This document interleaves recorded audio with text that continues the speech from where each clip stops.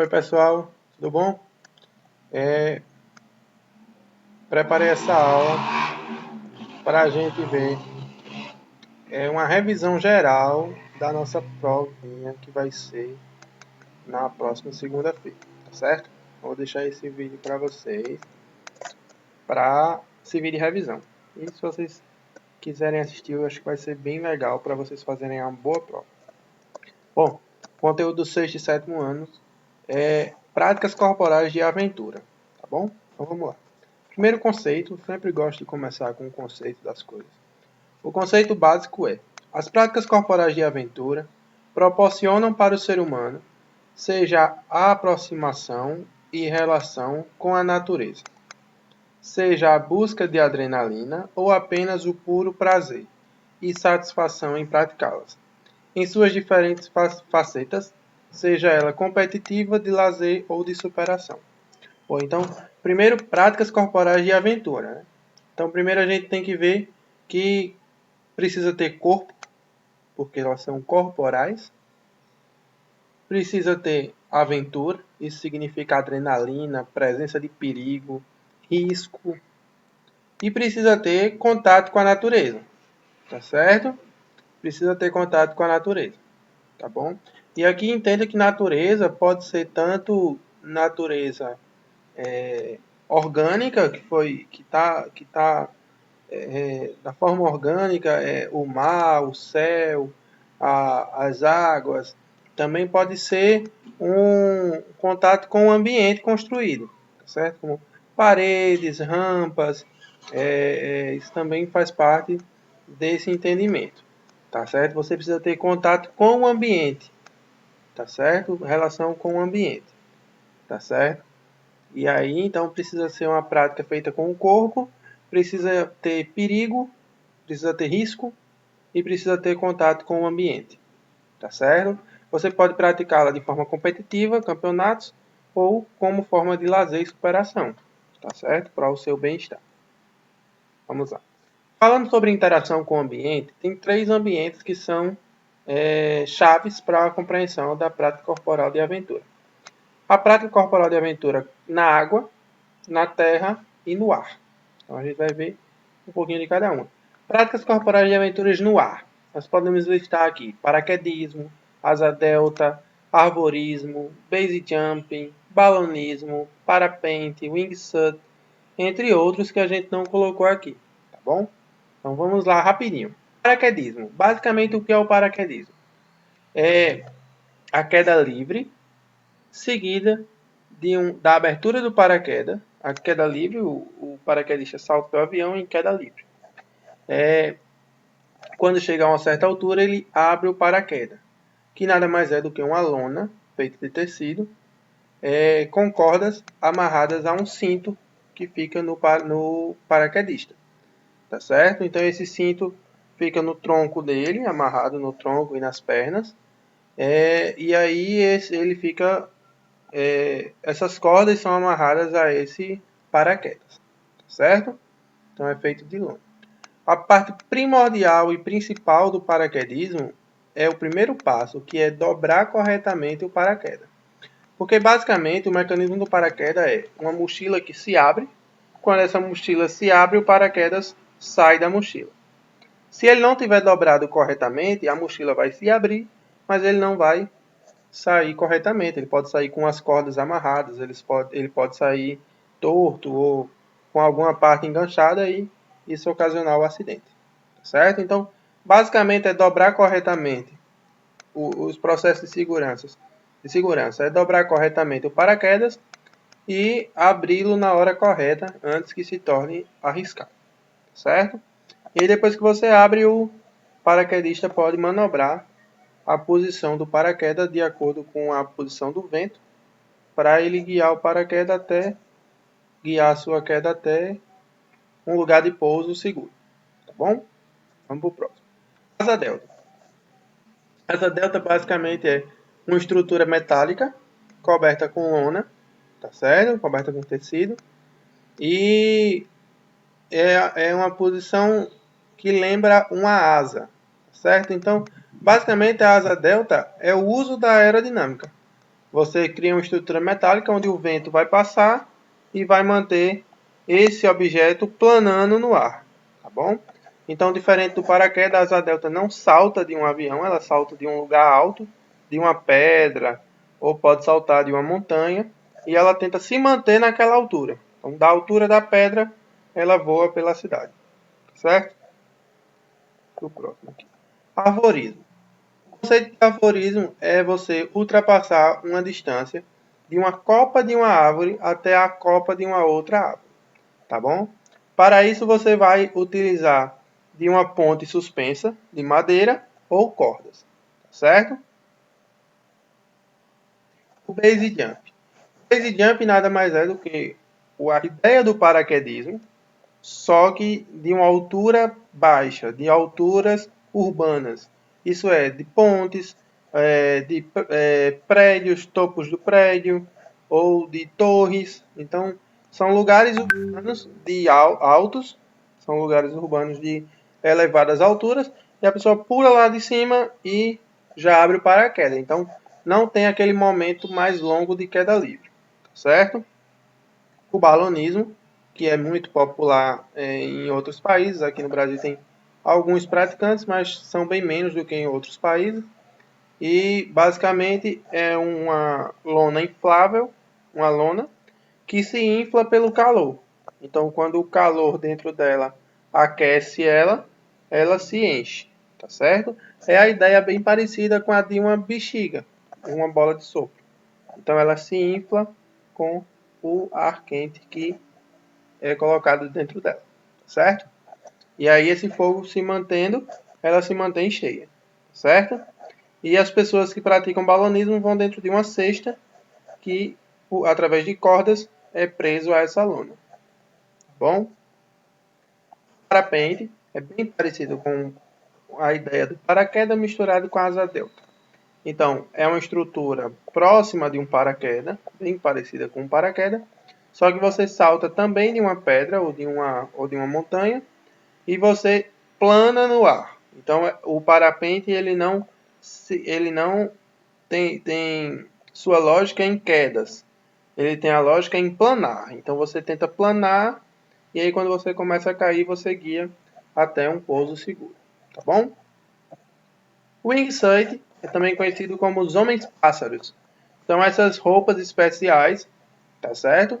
Que conseguem fazer do próprio corpo, da anatomia corporal humana, uma anatomia aerodinâmica. Então, ela torna o corpo humano uma estrutura aerodinâmica.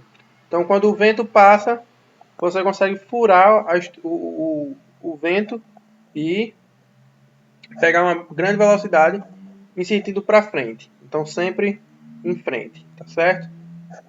E aí você tenta voar até onde encontrar um local de pouso, certo?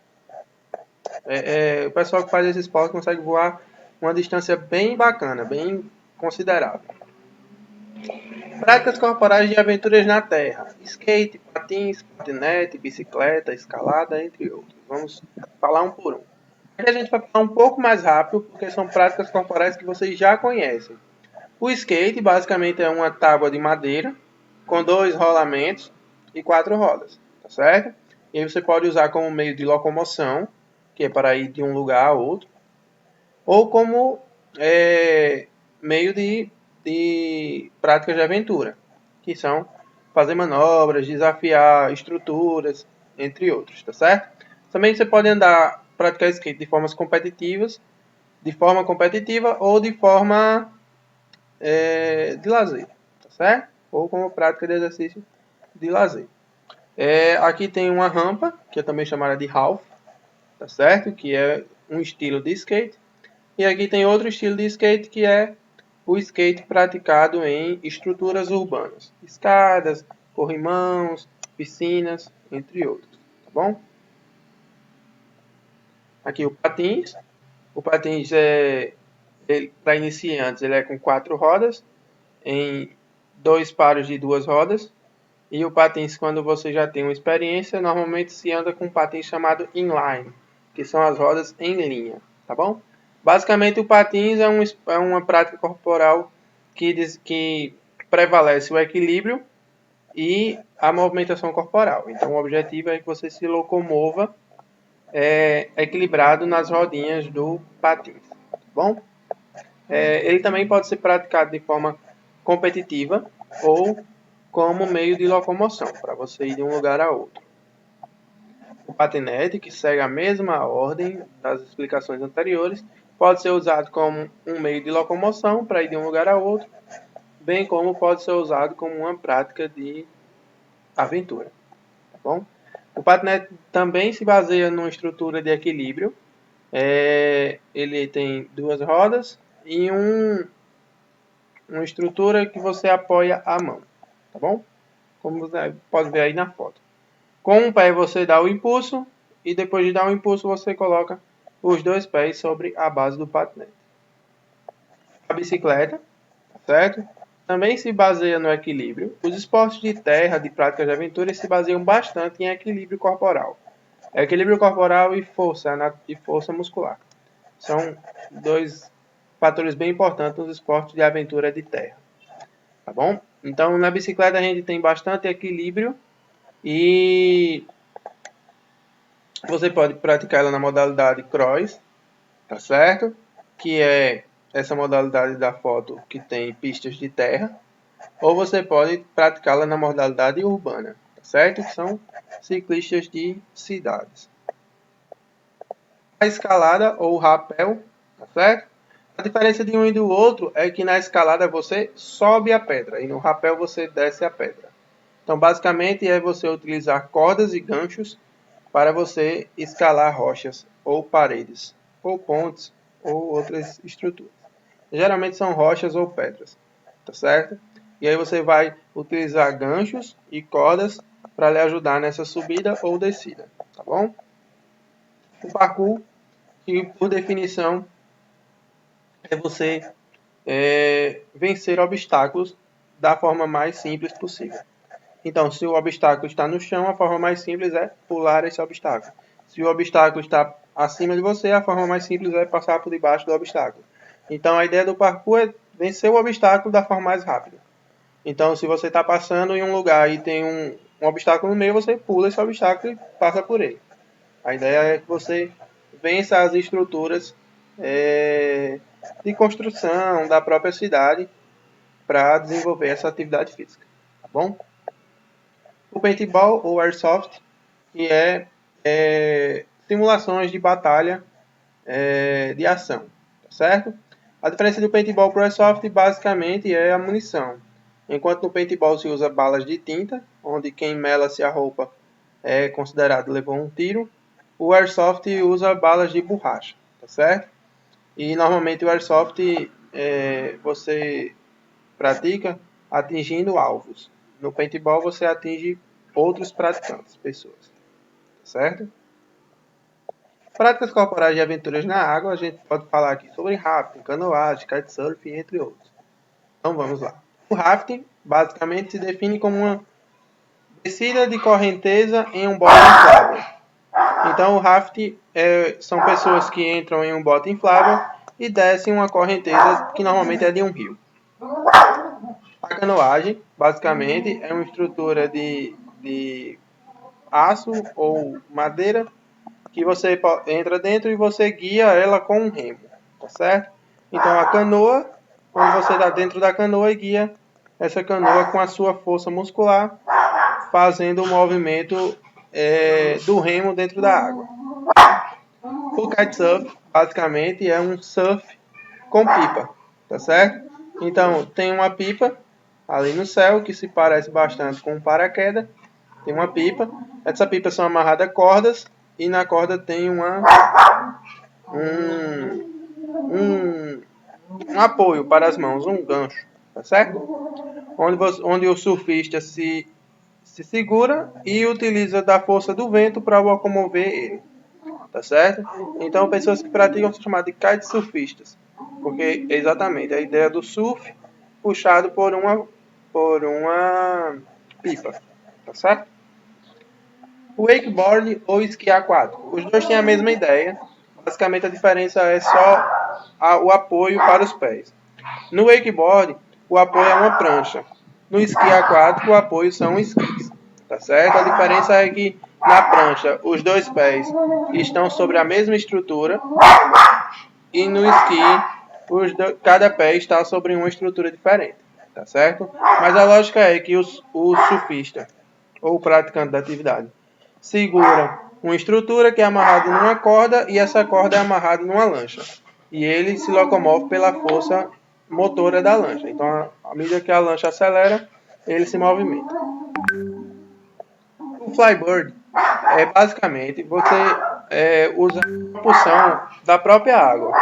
Então, esse cano que a gente vê na imagem puxa a água de dentro do mar e joga a água com propulsão do participante para o alto. Então, ele se mantém no alto pela força de propulsão da água, certo? O surf, basicamente, é uma estrutura de carbono, uma prancha de carbono, onde o surfista deve se manter equilibrado em cima dela e usar a força do movimento da água para fazer as suas manobras e para se locomover, tá certo? Essa aí é a manobra mais famosa do surf, que se chama túnel, tá certo? Ali nós temos o bodyboard. O bodyboard é basicamente um surf que você pratica deitado sobre a prancha. Então, body em inglês que é corpo, então você tem a prancha apoiada no seu corpo. Então a prancha e o seu corpo praticamente se tornam uma coisa só. E o mergulho, que basicamente é você explorar o fundo do mar, explorar a vida aquática e tentar conhecer mais sobre isso. Basicamente você vai usar um tubo de oxigênio para que você utilize o oxigênio artificial para se manter lá embaixo por uma quantidade maior de tempo. Aqui nós temos alguns EPIs, que são equipamentos de proteção individual, ou equipamentos individuais de segurança, tá certo? Então nós temos aqui coletes, capacetes, máscaras de mergulho, vocês têm aqui ganchos, você tem aqui cordas, aqui são alguns exemplos. Mas basicamente nós precisamos entender que EPIs são equipamentos de proteção individual, onde a pessoa usa para se proteger de acidentes. Tá certo? Valeu, pessoal. Espero que vocês tenham gostado. Espero que vocês assistam e façam uma boa prova.